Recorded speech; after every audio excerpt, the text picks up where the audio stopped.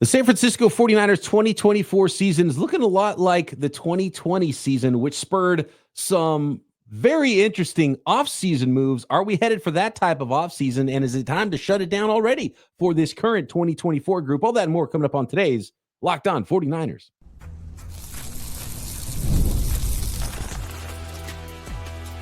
You are Locked On 49ers, your daily San Francisco 49ers podcast. Part of the Locked On Podcast Network, your team every day.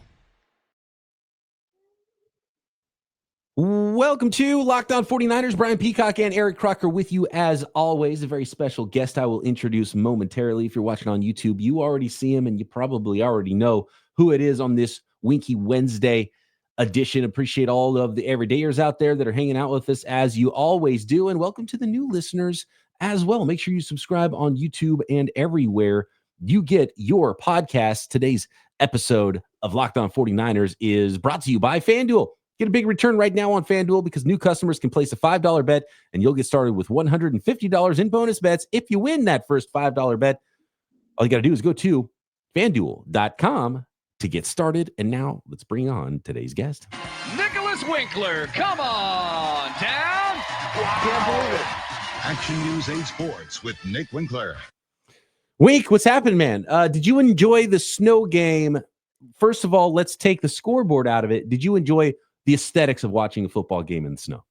Yeah, I love a good snow game, right? It's fun to watch. It's pretty. It's beautiful. It's got all that going on. You're like, who's going to play better? You got guys out there running at 75%, like really being cautious and this and that. And then, you can't take the scoreboard out of it, though, right? I mean, it was ugly. It was painful. It wasn't as bad as the Green Bay game because, like, going into the Green Bay game, I had hope. I was like, they're gonna come back. This is it. Here we go. All the backups are in there. They're gonna show something.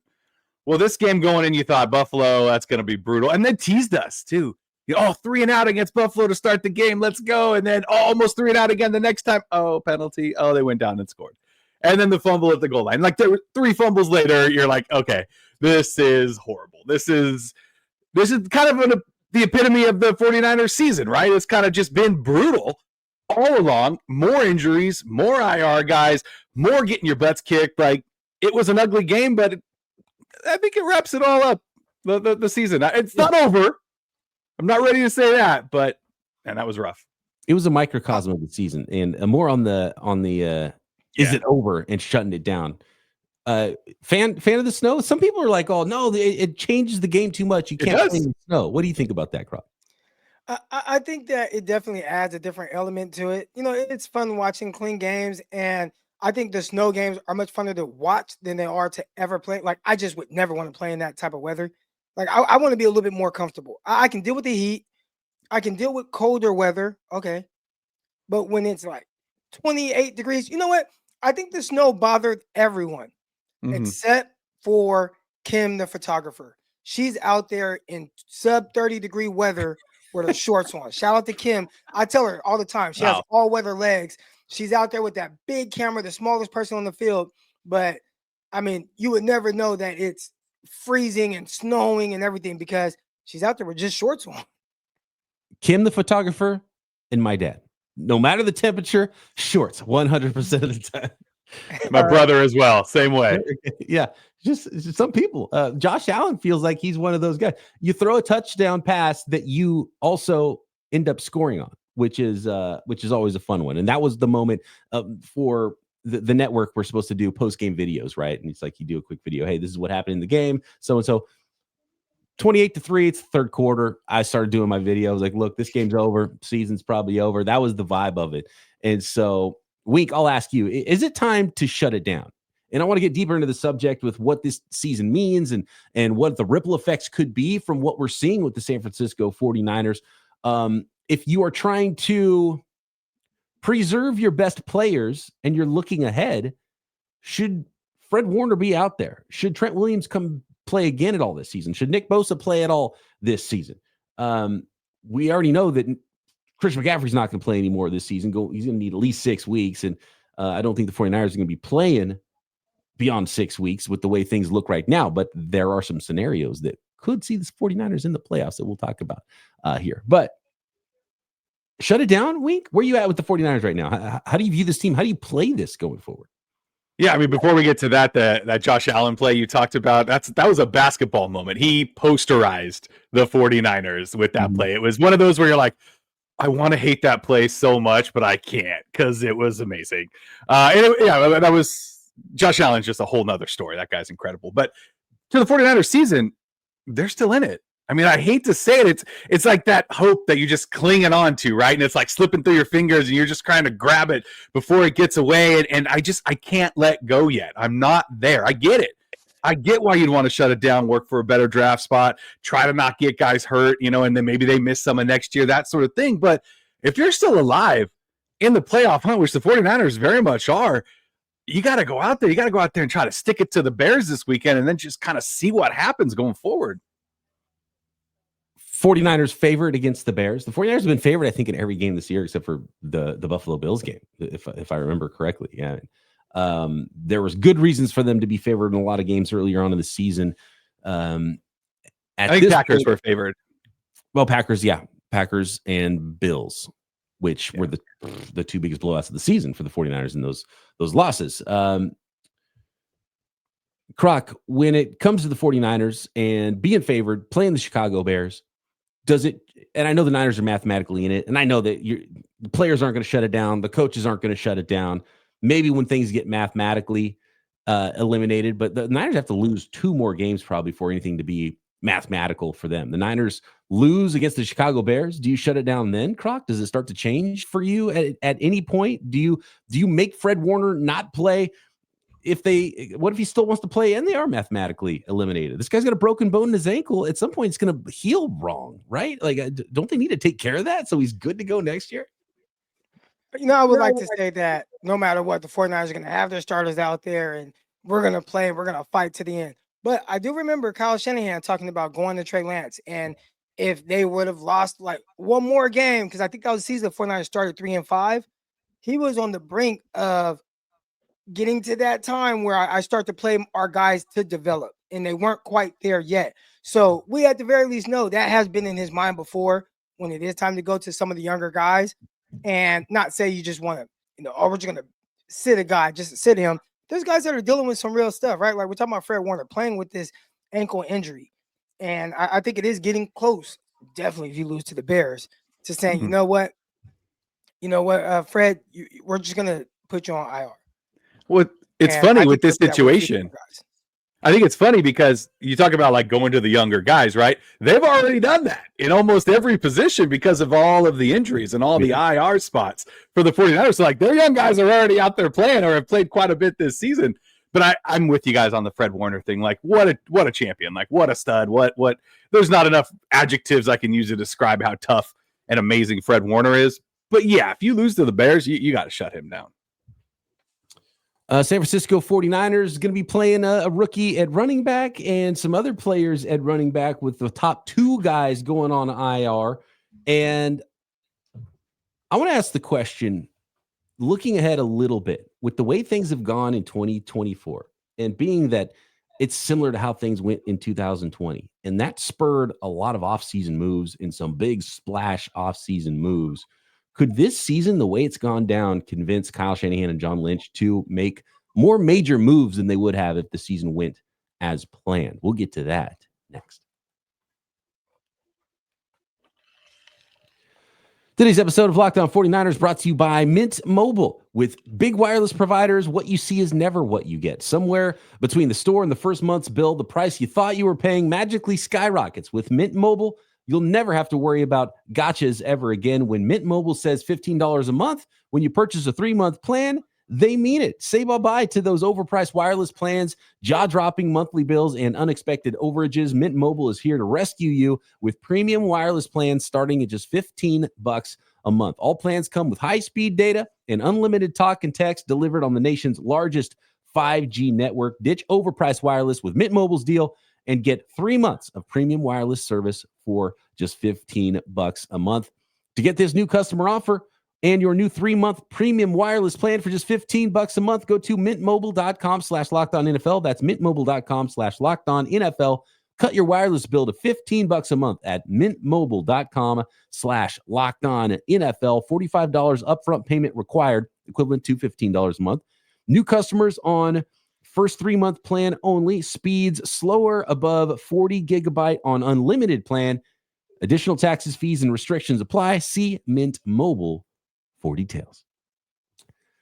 This podcast is also brought to you by Prize Picks. Prize Picks is daily fantasy made easy. How easy is Prize Picks daily fantasy? Well, all you do is you pick more or less on at least 2 players for a shot to win up to 100 times your cash. So run your game all season long on Prize Picks, and it is the best way to get in on real money sports action with over 10 million members and billions of dollars in awarded winnings. For example, you think Justin Jefferson will get more than 83.5 yards next week? Maybe Lamar more than 1.5 touchdowns. Cook up hot takes with your friends and run your game on Prize Picks. And maybe Taco Tuesday is a fun one as well. I'll give you a little extra discount up to 25% on some picks with the Taco Tuesday next week. All you got to do is download the app and use code LOCKEDONNFL. Get $50 instantly when you play your first $5 lineup.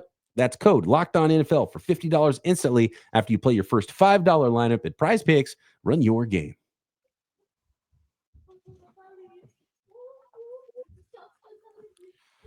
So the way things are going this season for the 49ers, tons of injuries, obviously things not going great. And it's very reminiscent to the 2020 season. And that was the run it back season after the 49ers lost the Super Bowl the first time to the Kansas City Chiefs. And then they had a bunch of injuries and ended up with the 12th pick in the NFL draft. Right now, if the season ended today at 5-7, the 49ers would have the 14th pick in the NFL draft. And I don't know if it's trading 3 first-round picks to go up and get a quarterback. I don't know if it's going to, making a big splash move at that position instead of paying Brock Purdy, or maybe it's another splash move at another position. Maybe it's starting to realize they need to get younger and healthier and trade and move on and cut some high-priced veteran players and maybe accelerate a retool period quicker than what they wanted to. Do you guys think, and Wink, I'll go to you as the voice of the fan here on Locked On 49ers, do you think the 49ers season, a disaster of a season, will spur more action that might be a little surprising based on what we thought this team was going to be going into 2025? And as a fan, do you root for maybe some bigger changes rather than status quo? Let's get everybody healthy and run it back again. I don't personally, but I hear it out there, right? You hear the fire Kyle Shanahan, get rid of Debo, move on, go get younger, get, like you said, get healthier, get into this youth movement going forward. And it's hard to argue against it with how bad this season has gone with all the IR injuries over and over. These guys aren't young. These guys that are landed on it. Trent Williams, not young. For running back Christian McCaffrey, not young.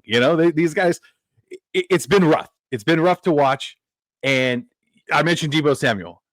I mean, special teams superstar Debo Samuel, right? Like, is he still a wide receiver in the NFL? There's got 1 receiving touchdown on the year. Can he get open anymore? He's dropping all the balls this year. There's a lot of questions that this team are going to need to ask and answer in the offseason. And obviously, if they go on a run here and they get in the postseason somehow and then, get healthy at the right time and make a run there, that answers a lot of those questions, I think, early. But with what we've seen this year, that's not probable. It's possible, but it's not likely to happen. So I think if things end the way they've been going all season, this is going to be a drastically different football team next year.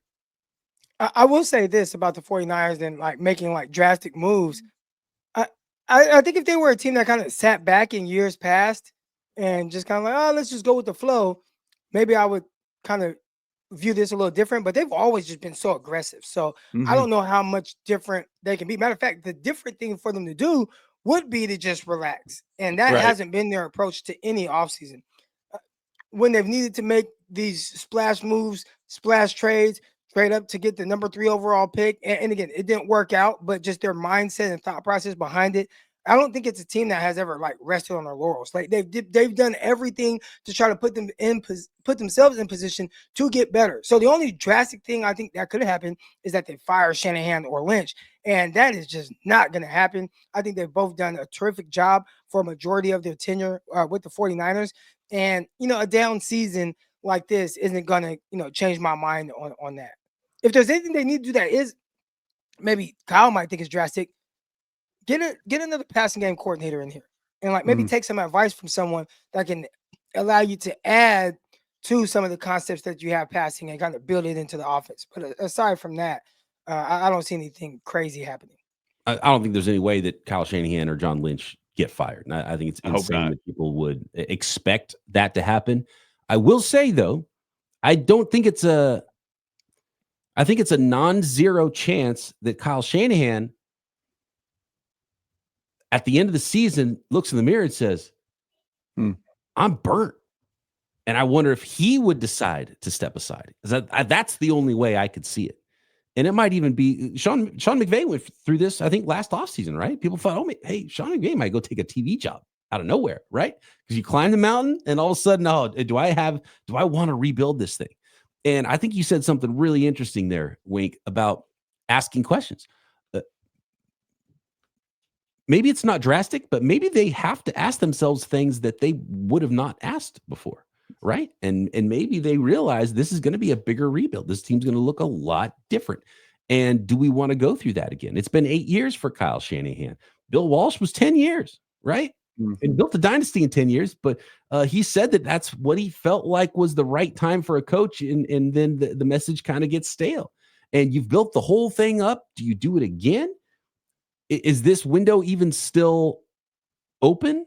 Would they be crazy to believe that the window is still open with the current group and the current build? Do you have the gumption not only to climb the mountain again for a season to try to get back to the Super Bowl, but to climb the mountain again in more of a rebuild mode, and rebuild the roster that way? So those are some questions that Kyle Shanahan's going to have to ask himself, because he looks like he's been through it. Let's be honest. And he kind of has been through it. And it's a hard life being an NFL head coach, and the hours spent, and he's got to be exhausted. And probably if you asked him the day the season ends, hey, you want to do this again? He'd probably say no, right? But then you get some rest, you go through the offseason. Okay, I'm ready. Let's go do it again. That's what happened with Sean McVay. I wonder if Kyle, and I don't think Kyle would be great on TV or even would want to go to TV, but would he say, man, we didn't get there.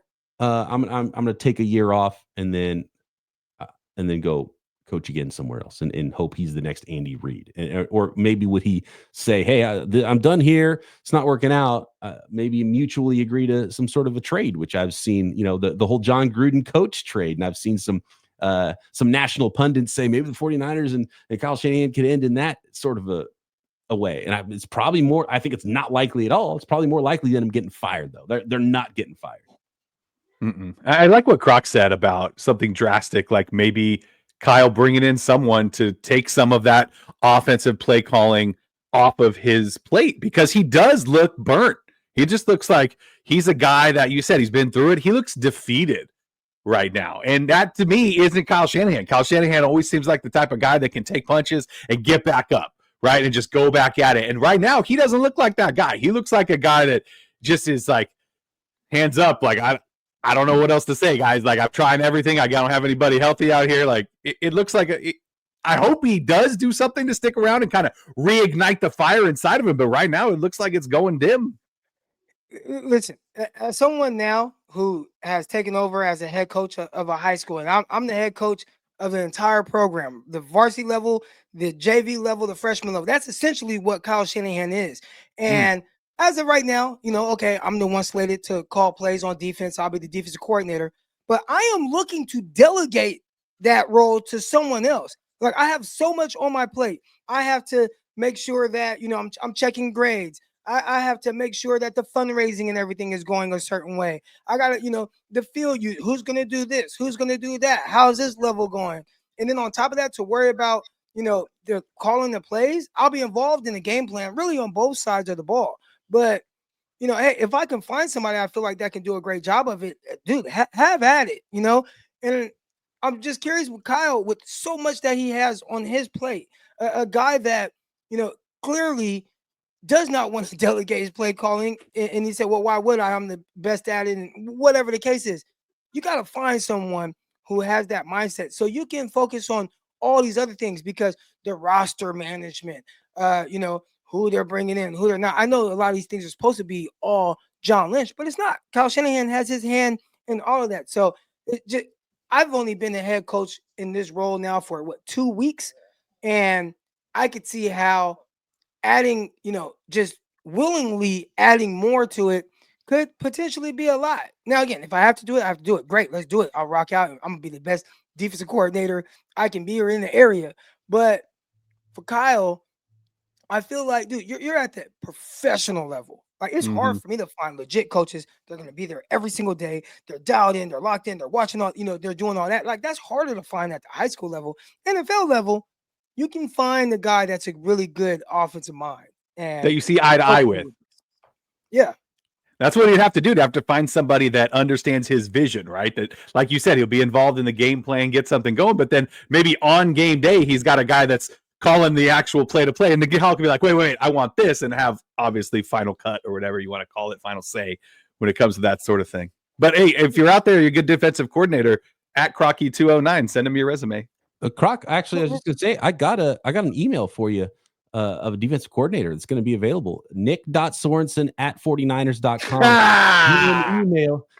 There's an opportunity that he might need a job after this season, because I think that's much more likely than Kyle Shanahan giving up play calling duties on the offensive side of the ball. There's no way. I've been talking for years, since like year 2 of Kyle Shanahan, that he needs to have more of a administrative assistant head coach to take the other stuff off his plate, because I know he doesn't want the offensive stuff off of his plate. And I don't know what they're going to do at defensive coordinator. He threw some support behind Nick Sorensen and kind of threw himself under the bus at the same time, saying it was fundamentals and it's not on the play caller, it was on him. And so I think it's much more likely there's a new defensive play caller next year than an offensive play caller. Let's put it and special teams coordinator. And well. And special teams too. Kyle definitely doesn't want to deal with that. I know that.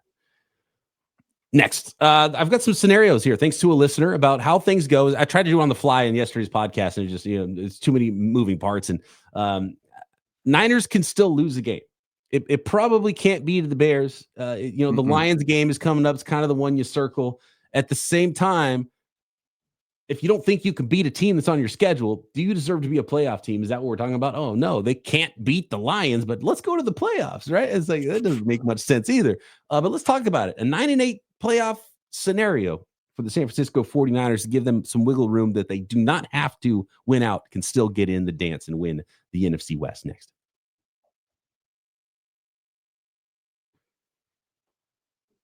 This episode is sponsored by our friends at FanDuel, America's #1 sports book. Get ready to tackle the NFL action right now at FanDuel, because right now new customers can bet just $5 and get $150 in bonus bets if you win that first $5 bet. The FanDuel Sportsbook app gives you everything you need to place live bets on the NFL, place live bets on the NBA, on the NHL, car racing, combat sports, snooker, whatever the sport is, you can find all of it and get in on that action at FanDuel. And when you get a hunch in the middle of a game, maybe you're watching the Niners, Bears next week, and you want to see all the stats and live play-by-play and so much more, you can find it all on the very same page where you place your bets at FanDuel.com. So join today and you'll get started with $150 in bonus bets if you win your first $5 bet. So download the app or go to FanDuel.com. Never waste a hunch and make every moment more with FanDuel, an official sports betting partner of the NFL.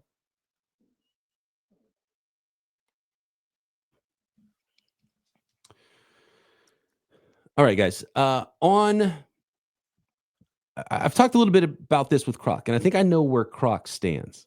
Croc wants to pay Brock Purdy less than like $55 million a year. Is that safe to say, Croc? Like you're John Lynch, you slide over that paper, it's going to say a lot less than probably what his agent wants to see on it. Well, real quick, what I will want to pay him and what they will have to pay him are two different things. Well, he will get the market value. Okay. I would not want to give him the market value, which will make him arguably probably the highest paid quarterback in the league. And so if you don't want to make him the highest paid quarterback in the league, or whatever that market value is, what you're saying is you might roll into next season without Brock Purdy, right? Do you think it's more likely that Kyle Shanahan's not calling plays, or that he's calling plays for a quarterback that's not Brock Purdy next year? Because that's the only other outcome, right? So do you think that Purdy can hold value, out? or we do the whole dance where he holds out and we do the Brandon Ayuk thing, or you trade him somewhere? Do you think that there's a chance that they, this year it's been a little weird. And I saw someone post, some of the numbers and stuff from this season. It's not top of the charts like we're used to seeing from him. Mhm. Do you think that there's a scenario where they say, you know what, Brock, like you've done some high level stuff, and there's also been some weirder looking stuff. Could be, attributed to all the injuries that the 49ers have, which is a ton. We talked about that on the previous episode, but hasn't looked great. How we're not 100% comfortable right now. 100% comfortable paying you $60 million. Maybe we're like 80% comfortable, but just not 100%. We'd like to see you play out this fourth season. You What think he holds about out? what if they come at him with the? You think so? 100%? For sure. He's not playing for $900K or 1.1 million, whatever it might. I think he actually gets up over $1 million next year. No way he plays for that. What if they come to hey, you want $45 million? You want $50 million? 2 years, $100 million, something like that, like something short term, fully guaranteed. Yeah, like fully guaranteed. But it's like it's only 2 years. You're not investing the $400 million. You're not doing something super crazy like that. But you're locking up a guy who knows this system, thrives in this system, and takes you at least 2 more years down the road, and you give him some stability for the rest of his life. 1% more chance than him playing on his rookie contract next year, but still, no, I can't see that happening. I don't think his agent's going to be cool with that. They're going to want what the market value is. What I think, if you're playing hardball and you're aggressive, like we expect the 49ers to be, instead of waiting until late August, like the 49ers, or like the 49ers did with Brandon Ayuk, day one of the offseason. Okay, Brock, we want to pay you this much. You think market value is this. Go find it. Go find it. And if he finds multiple teams willing to pay him that, then maybe you're like, okay, teams are willing. Because I think there's a possibility that there wouldn't be a team out there that's ready to say, okay, Brock, here you go, $60 million a year. So then maybe it's not actually market value. How many teams are going to be like, we're going to pay Brock Purdy as a free agent right now and give the 49ers a draft pick, give him $60 million a year. And then the 49ers can say, okay, look, you didn't get that. What was your best offer out there? Okay, it was 45. That's where we wanted to be. Let's go. Let's rock. And maybe they get something done that way because he actually saw what the true market was.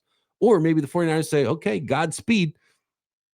We got that extra draft pick. Let's sign Sam Darnold and draft some folks and let's go. Right. I think there's a scenario that exists that I think would not have existed if the season didn't go that way. And I think that's potentially one of them.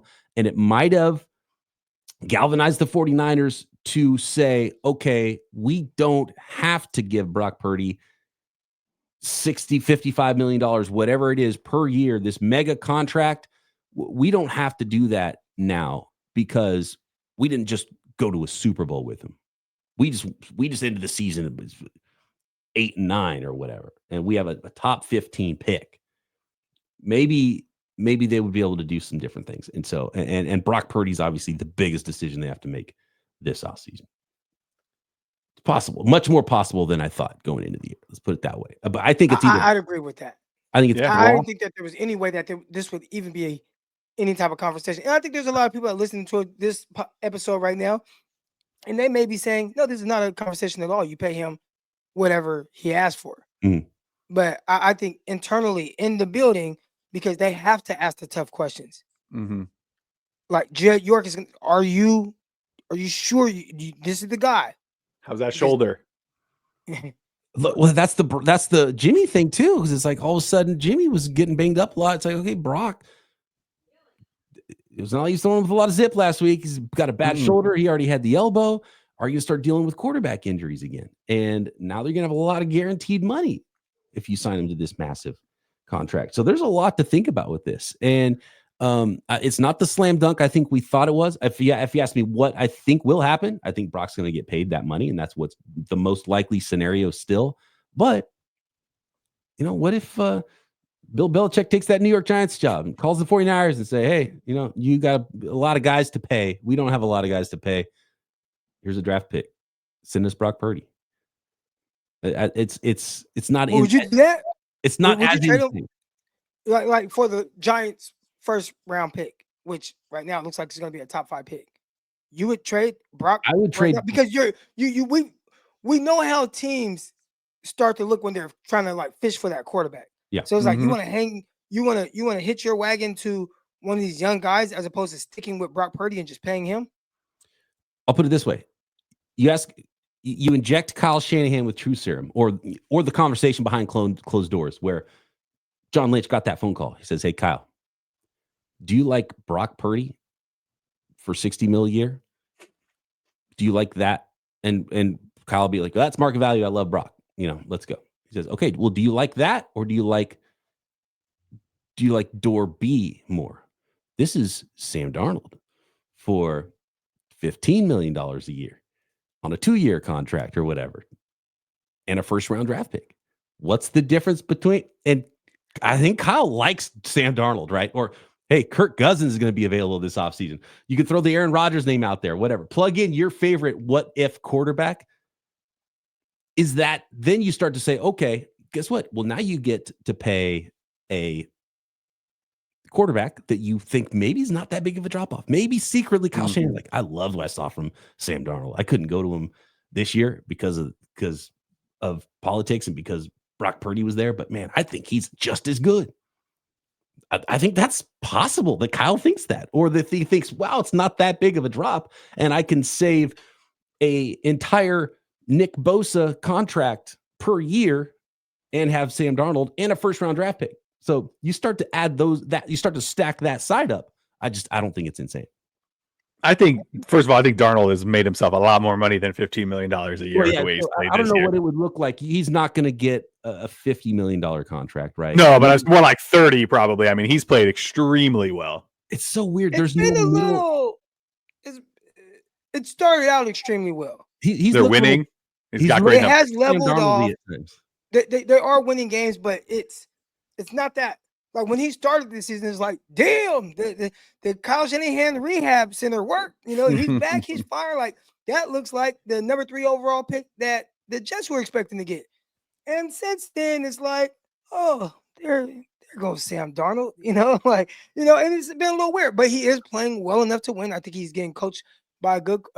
His head coach is a good play caller. He has some terrific receivers he's throwing to. I think he's making just enough throws. But I don't think it's like lights out. I'll say that. Defense plays well. They do their thing. I think Aaron Jones, he's been doing very well on the ground and through the air. I would say that, and again, I like Brock. I like Brock a lot. I would have to think about that. If you told me I can give you Sam for 30 and we can use this other 30 million that you would have used on Brock. First of all, you get a draft pick, you get a high draft pick, and you got an extra 30 million to go to the rest of this roster. Hey man, go spend some money on a legit offensive lineman, maybe an offensive tackle. Go get a legit safety, or go get whatever you need. You're able to use that. That's a lot of money to be able to facilitate to really help build your roster. I would have to think about it at the very least. Yeah, because I love Brock too, and I'm with you. That's a lot of money for anybody. It would be funny, and I want to hear from the listeners. Let us know at BD Peacock, at Crocky209, at Bay Area. They're gonna let us know. Let us know in the YouTube comments as well. Because what's funny is I guarantee you right now, I'm going to go into the YouTube comments tomorrow, and there's going to be back-to-back comments that say, "Are you insane? I will pack Brock Purdy's bag if whoever team is willing to give us a first-round pick, and let's bring in the other quarterback." And the next comment's going to be, "You guys are absolutely insane. No way you ever give up Brock Purdy. He is too good. He was MVP conversation last year, led your team to the Super Bowl." There's going to be both those comments, which means we might be onto something, because the answer is probably in the middle somewhere, right? In reality. And so that'll be a lot of fun. This is going to be an interesting offseason, I think. And I think the way the 49ers season has gone makes it more interesting. And by the way, going back to the 2020 similarities, do you remember late in the season when Josh Allen's Buffalo Bills blew out the San Francisco 49ers, and Kyle Shanahan's on the sideline looking across saying, "Man, I wish I had one of those." What did he do? He spent 3 first-round picks to try to get one of those. He might be feeling that same way right now, watching like, that makes a big difference having a guy like that. Can I go find a guy like that? There's not that. No, he's one of one. Josh Allen. Josh Allen wasn't that until he became that. True. Yeah, but even you have Cam Ward. I don't know. This one it's a little trickier, especially with their style of play. Cam Ward and Shedeur Sanders, both guys who I think they can hold on to the ball a little too long, and that would drive Kyle Shanahan nuts. Yeah.